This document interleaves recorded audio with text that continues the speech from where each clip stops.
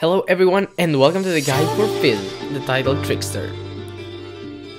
Fizz is an assassin that is incredibly tricky to deal with since he has a lot of burst damage even without items to get a kill on his lane opponent and enough mobility to get in and out of tricky situations.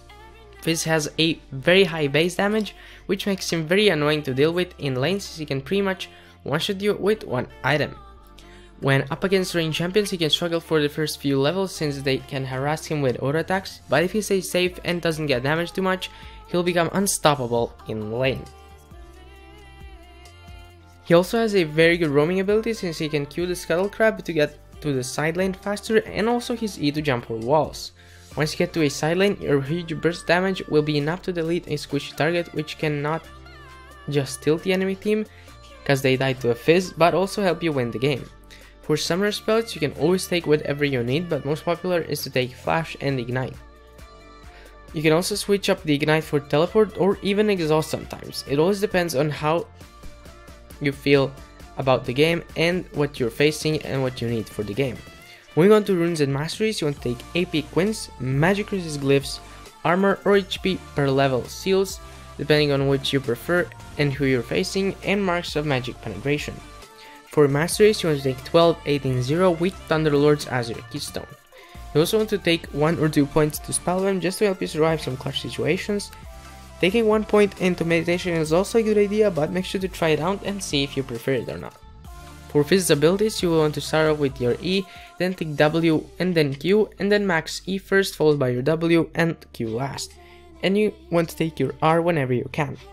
Regarding starting items, you want to take Corrupting Potion to help give you sustain in lane, since you can pretty get poked down against mage champions, and it also gives you nice damage when you trade.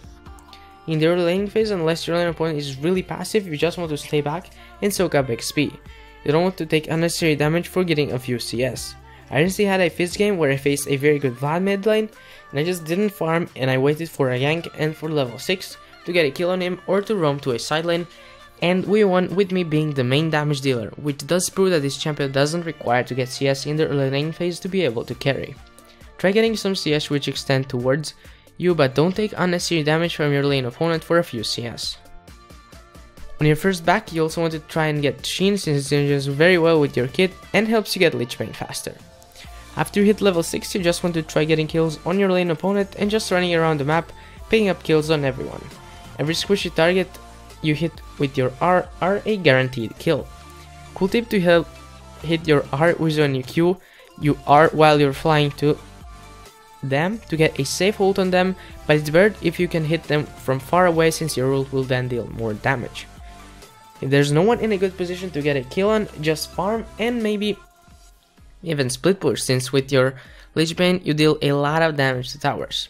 Also, when you farm a wave, you want to last hit minions with your W since it does a lot of damage to help you get the creep faster, and it also refreshes the cooldown if you last hit a minion with your W and brings back the mana you spent, which is really good for farming in lane. Now, after you got some gold, you want to get Pro Belt as your first item since it gives you more burst and CDR and some HP, which is very good for your. After Pro Belt, you want to get Boots of Choice if you haven't already. You want to get Sorcerer Shoes if you want more damage, or Mercury Stars for MR and Tenacity, and Ninja Tabby if the enemy team is mostly focused of AD champions. After that, you want to get Lich Bane since it's OP with your kit. After that, you want to get Zhonya to get more CDR, more damage, and make you even harder to catch. After Zhonya, you can pretty much go for whatever you want or need. Rabadon's and Void Staff for more burst damage, or GA for more defensive stats, whatever you need. Now when you go for a kill, you want to ult first, then E them when the shark jumps out, and Q and Proto Belt if you need it to finish them off. A cool tip for Fizz is that you can flash mid-E to surprise enemies with low HP, or to jump a wall they didn't expect you to. The possibilities are endless. You can also use your E to check over walls if there's someone there. You can E over wall and then E back where you started your E, but if you mess this up you'll be stuck in a 1v5 potentially, so make sure to practice it before you try it in a risky situation. Once mid-game comes around, if you've gotten a lot of kills around the map, you'll probably be the main damage dealer in the game, since you'll be really far ahead from your opponent, so you will probably end the game around 25 to 30 minutes. But if it comes to late game, you ult alone will pretty much one-shot the enemy AD carry. and your damage will be so high that you will be able to one-shot people without your ult. So you can either try to pick off a really important target or throw your ult onto an AD carry, which will potentially damage some other players on the enemy team since he will run to his support for help. You can pick people off really easy with Fizz in late game, and that is pretty much it for a Fizz guide.